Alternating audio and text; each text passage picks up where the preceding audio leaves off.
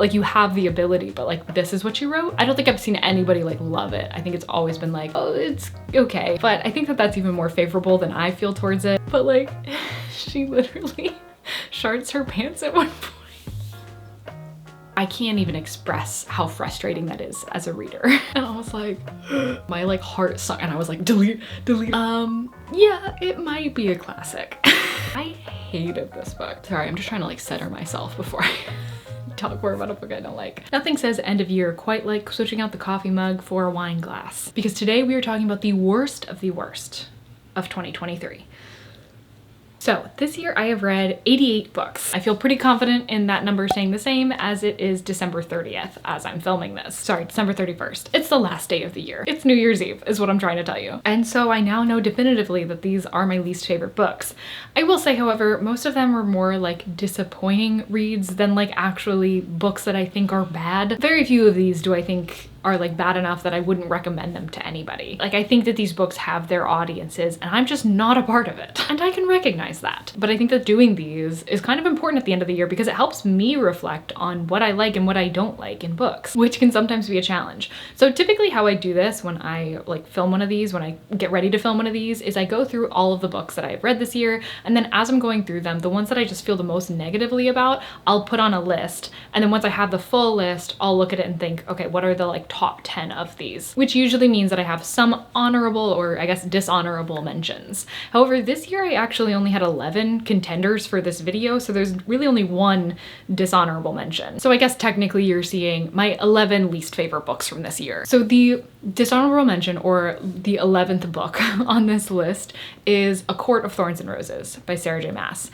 which I mention only because I think it's kind of funny because I'm currently reading the third book in that series. So like, obviously it wasn't enough to deter me from reading the series as a whole. But I think that a lot of that comes from everybody talking about it and being like, the first book's not very good, but they get better. My personal problem with ACOTAR, there are many videos you could watch that throw a lot of shade at the series. I think there's something about knowing that she can and does do better in future books that makes ACOTAR itself, A Court of Thorns and Roses, seem so not good. It's like, you have all that, like, you have the ability, but like, this is what you wrote. I don't think it does a particularly good job of even like setting up the series as a whole. Like, a little bit, like it does do some world building, but I still barely know what's going on like politically. I have such a hard time following that in this series. I'm not reading it for that. I'm reading it for the characters at this point.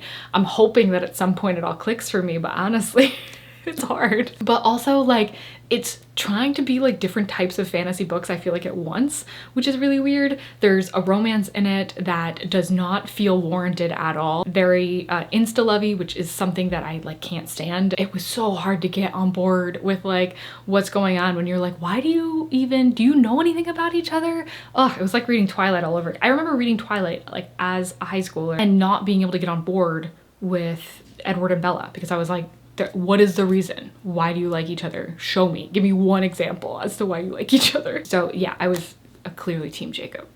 In retrospect though, as an adult, I don't think any of them should have been in a relationship for a while. I think they all needed therapy. But anyways, yeah, so I didn't like ACOTAR. Okay, so number 10 on the list is Death Valley by Melissa Broder. I feel sad saying this. It was one that I was excited about, which admittedly might have just been the cover. I was really obsessed with the cover. But I also owned Milk Fed by Melissa Broder and I just hadn't read it yet. So like, I was expecting to really, I don't know, there's something about when you like buy a book and then you see another book by that author, you're already like, oh yeah, I like that author, even though you haven't read the book you already bought by them. It's so silly. Basically, it's about this woman who is going out to the desert. Her husband has some illness that keeps him like bedbound for a lot of the time. And so she's a caretaker of his. And this is her first time like kind of getting away and like being on her own for a while. And then she like goes onto this walk into the desert and some very like trippy things happen and you don't quite know like what's actually happening versus what's not happening. It turns into like almost a survival story after a bit. But I think that it just like, none of it really connected with me. I do remember at one point being like, oh, that's a good quote,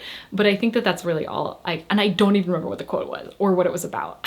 So yeah, a lot of this is like, I just remember not having a good time reading it. I barely remember it now. I felt like I didn't get anything out of it, so it's on this list. Next is Boulder by Ava Ava, oh, I can't remember her last name right now, but I'll put it here, and also who translated it, because this was nominated for the International Booker Prize earlier this year. That was why I read it initially.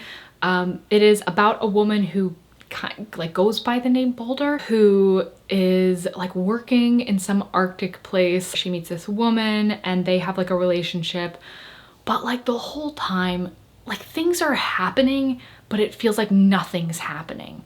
And some books give off this feeling and I can't stand it. I will say, I don't mind like character driven books, and I will definitely stick out things like for the characters in them, but also the characters weren't strong. So it's like the characters aren't strong, the plot's not strong, the setting, maybe the setting was a bit strong, which I've also stayed in books purely for the setting, but even that wasn't enough for me. And I love atmosphere. If you've ever heard me talk about like my favorite books, it's almost always just me being like, the atmosphere was amazing. But this, I felt like this didn't have any of it. I've seen it appear on like a couple of best of lists for this year, so I know that like other people have very different opinions about me about this book, but it was not for me. Number 8 is The Woman Inside. I also don't remember the author of this, but I believe it's a Scandinavian author. This was one that was sent to me unsolicited by a publisher, so sorry, I didn't like it. This is one that I nearly DNF'd, but I decided to push through, but I mean, I should have DNF'd it. So it's a thriller, I guess. It's about this couple, and the wife of the couple, she's like terminally ill. The husband is a doctor and is like taking care of her. But you're looking at the story from the perspective of 3 people. One is their cleaner. Another one is this man that the cleaner lives with. He lives with his daughter. They're short on money, so they get somebody to rent out one of the rooms in their apartment, and they get the cleaner. And then a third person who it is not immediately clear how she ties into the story, so I'm not gonna like ruin that just in case you still want to read this book after this glowing review. And I will say, like at the beginning of it, as I was seeing like how they all tied together, that was starting to get me like more interested, and then it just stalled out and I just was having a hard time caring about anything. I think that it was trying to have some like grander message about like privilege, or the people that have like the flexibility to make certain decisions, maybe a little bit. But I read another book that like did that so well, The Other Half. But I don't know if maybe this was marketed more as being like a mystery rather than a thriller, but I don't even think it was mystery. Basically, there was no like real, oh, what happened here? Like a little bit. And there wasn't really anything like thrilling about it. There was like one moment where I was like, oh, this is about to get good. But then it was kind of like, it was the equivalent of when like a chapter ends with, and then somebody reached out and grabbed me, and then like the next chapter starts with, it was my friend just playing a joke. Like it was the equivalent of that level of like, oh, something's gonna happen. Just kidding, nothing's happening still. Okay, 7th on the list, I feel a little bit bad about. It's Ender's Game by Orson Scott Card. Did I say that right? I think that this was more of a disappointment. Like I think my expectations were in the wrong place for this one, because I know a lot of people, they really liked this book growing up. And so my expectations were that like a lot of things were gonna be happening and it's gonna be like such a page turner, but it wasn't that. And maybe like it was doing something new for the time period, but it followed like the chosen one trope, which totally fine. A lot of books of like that era and after have followed that trope before and have done well, and like I've enjoyed, but then it felt just so repetitive through the story. So basically Ender, he's the main character. I think his real name's Andrew, but basically he gets like taken off to this like battle school where he has to like learn how to fight in like zero gravity to get like ready for this war that they think is coming. But they are specifically like looking for someone who can like lead a group of people to fight and would be good at like the strategy aspect of it, and they think that Ender might be that person. And then you get this kind of format where you have like what's going on with Ender, and then you'll have like a little tiny chapter from the perspective of like these generals that are like running the place, and they'll just be having like this cryptic conversation, which is basically some version of, are you sure you want to do this? Oh yes, we have to do this, but he could die. Well, that's just the risk we're gonna have to take. And it's just the number of times that conversation happens is crazy. Like it can only be surprising and like, oh no, like this is so bad, once. By like the third, fourth, fifth time that they're having this conversation, you're like, okay, like I get it. And then it's also repetitive in the sense that Ender will get like this group of kids that he'll need to fight alongside, and they like go after or go against like other teams within the battle school. And it won't look good for one reason or another, either because like they don't like Ender or because like the team itself seems like not that great. And then he'll like work on it and he'll get better and they'll do better. And then all of a sudden he's like moved on to a different team, and then it starts all over again, which results in you never really getting to know the characters that Ender's like friends with or talks to or anything along those lines. Like they're just there for a little bit and then he goes somewhere else and then like that's it. But yeah, overall the story is very repetitive. The ending like little twist is good. But yeah, I did not want to continue reading it, that's for sure. Okay, 6 is The Golden Spoon. This one was a disappointment because I feel like I didn't have super high expectations going into it. I hadn't heard of it like at all when my friend reached out. They're calling this like Great British Bake Off meets Clue. And I was like, wow, I haven't heard of this, and it sounds like kind of gimmicky, but it sounds like fun and cute. And since I've seen it be brought up on like other people's channels, I've seen other people read it, like since I've read it. So I know that it's a little bit more popular, and I'm glad that I didn't know anything about it. Like I think I would have been even more disappointed if I had seen other people reading it. Although I don't think I've seen anybody like love it. I think it's always been like, oh, it's okay. But I think that that's even more favorable than I feel towards it. Is it The Great British Bake Off meets Clue? I guess if in Clue, the mystery didn't start until like 75% of the way through the book. Well, okay, there's kind of a mystery, but it's not like a Clue level mystery. It's more like, is there like sabotage going on in this competition? Like that's the mystery that starts immediately. But I use the term mystery very lightly because like, there's no way that people don't know exactly what's going on and exactly who's doing it. Like there's just no way. But because it was so obvious, as I was reading it, I was like, this is just supposed to be giving us like a little bit of intrigue as we're going into the story. Like this can't be it.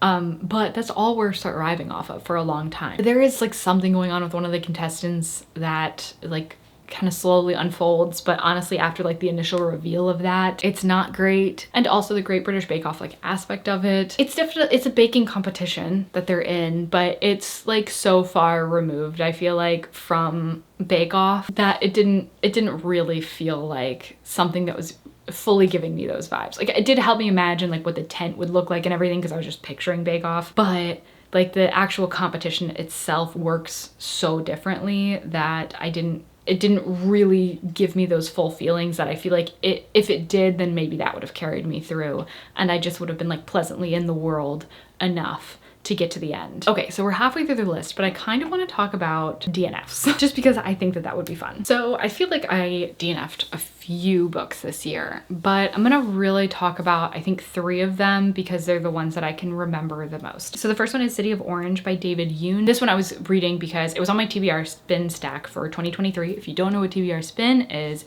you should definitely join because we're just starting 2024. It's a lot of fun. We just did the live show for it yesterday as I'm filming this and I had a great time. It was so nice to see so many people like be excited about it. So I think I've read about 100 pages of City of Orange and it just like, I just wasn't interested in it. It wasn't clicking for me.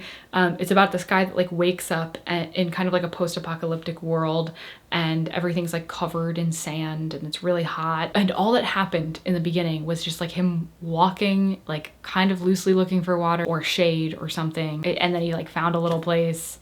He looked at that for a little bit, but it was so slow paced for it being like a post-apocalyptic book that I couldn't anymore. I was so bored. Then we have Reckless Girls by Rachel Hawkins. This is another one actually that came up out of TBR Spin that I ended up DNFing. I think like on the inside flap, it's like 1 island, 6 strangers, 1 dead body or something like that, which is something that I am typically interested. Like I love closed cast thrillers that are set in an isolated location. However, for like the entire beginning, we are not on the island. We are like slowly trying to make our way there. And there was also no mystery. So I was just over it. I can't stand like mystery books where there's no mystery, or thriller books where there's no thriller, or thriller mystery books where there's neither. It's very frustrating to me. I mean, I'm sure there would have been one at some point, but not where I was. And then the last book, which I haven't even officially said, is a DNF. It's called The Book Proposal. I don't remember the author. One of my friends said that she thought it was like really funny. She's listening to it though, and I'm physically reading it.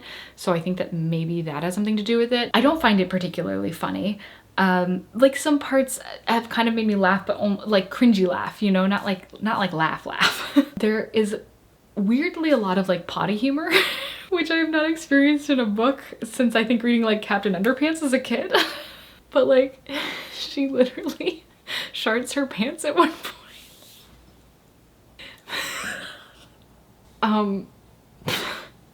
There's just things you never thought you'd like talk about while reviewing a book. So like that happens. There's a few other things. Twice in the book at this point, she's used the term "I could care less" to mean I couldn't care less, which is just a little bit of a pet peeve for me. Like, I know this is a commonly misused phrase, but it is so frustrating because it means literally the exact opposite of what you want it to mean. And also, like, shouldn't an editor have caught that? But the last straw for me, which is so stupid. There's one point where she's having a conversation with the main guy, and one of them says, I think he says, "That's what she said," like the phrase. And she says something like, "I laughed at the Office reference."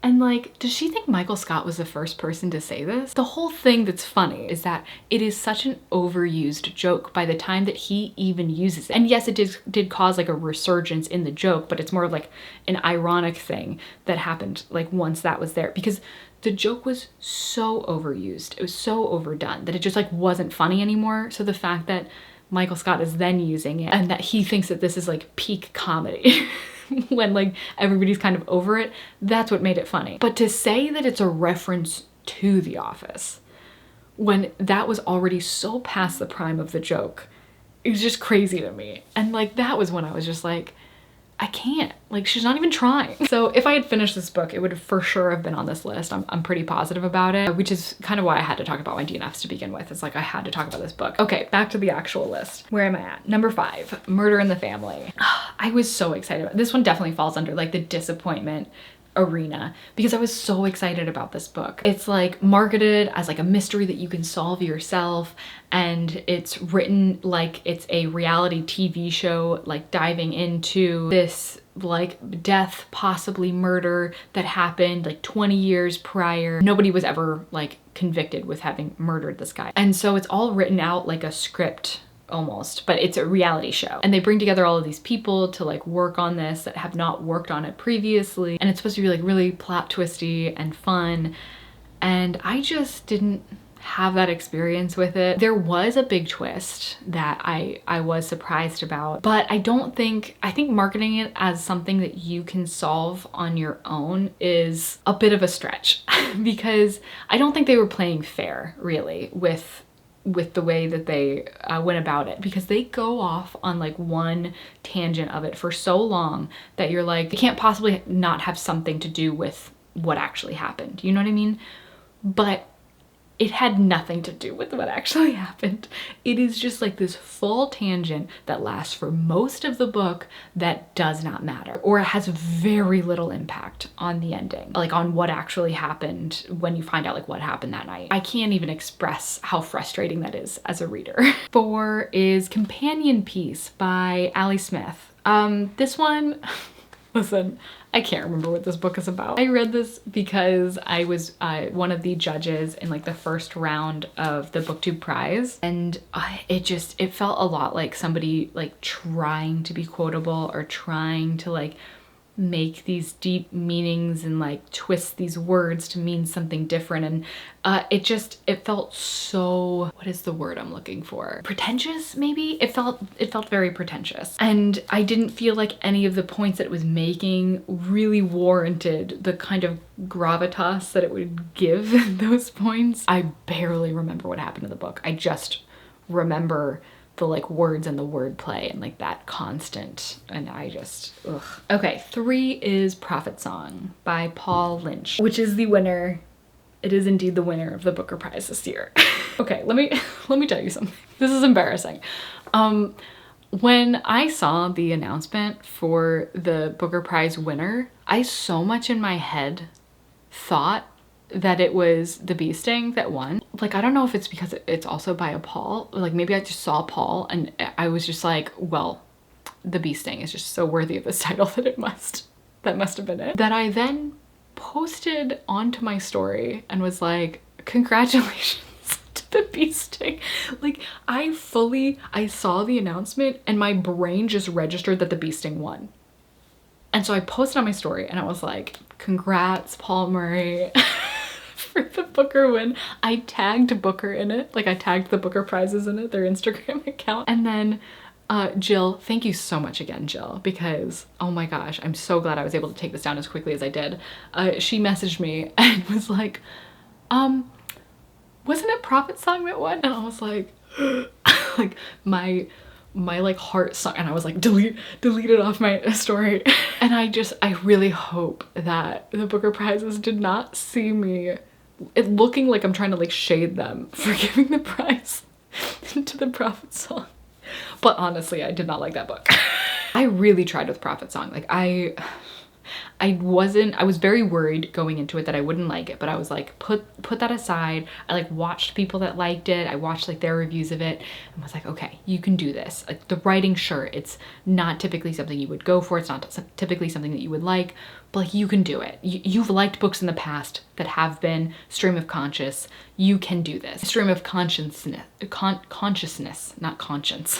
And so I really wanted to like it. And in fact, I think there was a little bit of time there where I convinced myself that I was enjoying it, but I was not. The characters just felt so underdeveloped. The story just felt so underdeveloped. Honestly, I think Jill does a great job of describing this in her least favorite books of the year video. So like, I defer to that. Also, it's hilarious the way that she described it. Also, we chose to read it as a buddy read. We were like reading it together at the same time. And I think at the same time coming to the realization of like, I don't like this. And both of us like didn't really want to say it to the other person. But then once we finally did, it was like the floodgates were open and it was just like us ranting about the book, which is a lot of fun. Okay, then number 2 on the list is Fountainhead by Ayn Rand. Yeah, it might be a classic. But when I tell you that I did not like this book, I hated this book. I hated reading it. I hated being in it. The feelings I have towards this book are unmatched. I just had to look at my number 1 again because I was like, how is this not number 1? This is about an architect that's like God's gift to Earth, I guess, even though nobody likes his designs. And so you're probably wondering, how is he such a great architect if everybody hates it?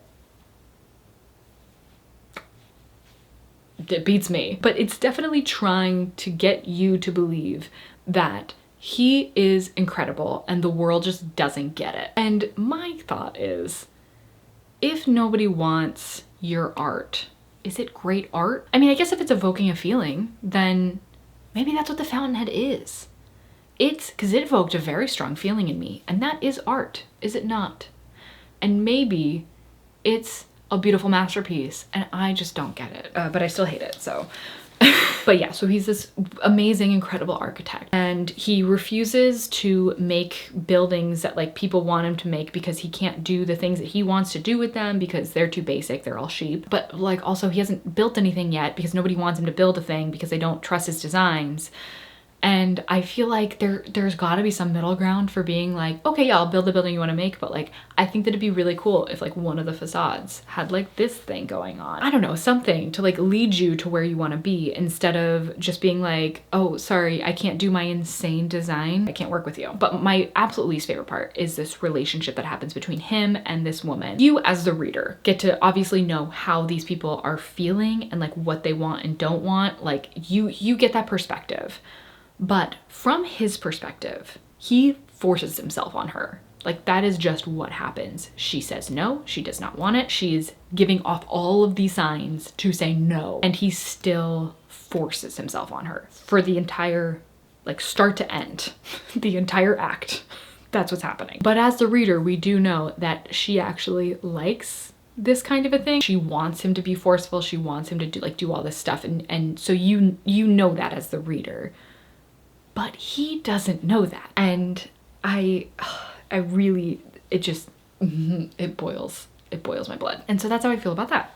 I can't talk about it anymore because I'll just get more angry. Speaking about getting angry, let's talk about my number 1. It's Pod. Sorry, I'm just trying to like center myself before I talk more about a book I don't like. This book was nominated for the Women's Prize, which is why I read it. It's by Layleen Paul, I want to say. It's about dolphins, different, you know, species of dolphins, and then also like different animals. I actually thought that I would, like going into this, I thought that it sounded really interesting. I was really excited to read it because it sounded so very different than anything that I'd read before. But the way that it played out, I either was infuriated, disgusted, or bored. Those were my three feelings I had throughout the book. And for what The Fountainhead was, I at least had a feeling the whole time. But for Pod, during the parts that I was bored, I didn't care. And so there was no feelings there.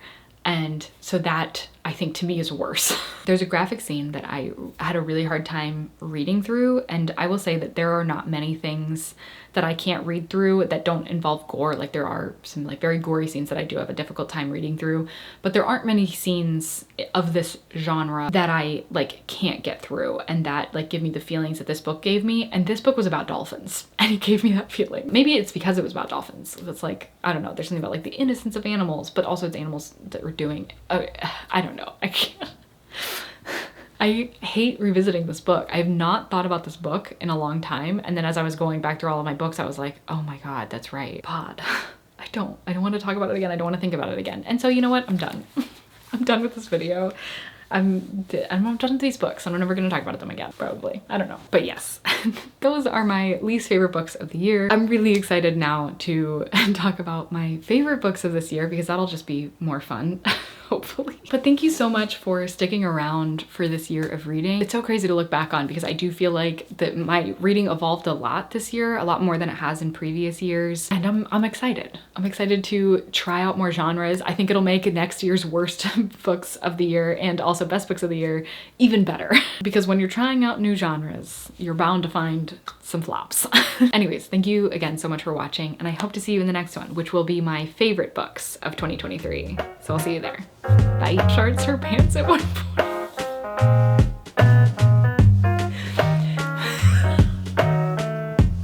I can't.